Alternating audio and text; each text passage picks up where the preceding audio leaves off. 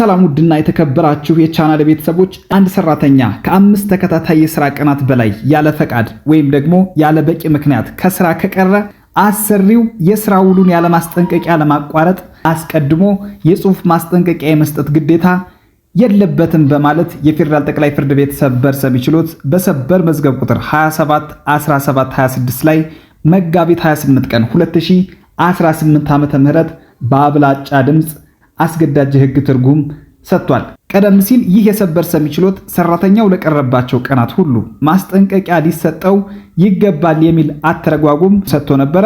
አዲሱ የሰበር ሰሚ ችሎት ትርጉም አይሮታል። የተቀየረውም ለሰራተኞች ያለ ፈቃድ ከ5 ቀናት በላይ በተከታታይ ከስራ መቅረት ያለምንም ማስጠንቀቂያ ለስራ ስንብት እንደሚዳርግ አውቃችሁ የስራ ዲሲፕሊን አክብራችሁ እንድትኖሩ ያሳስባል። ይህን የሕግ ምክር ተጠቀሙበት። ባባይ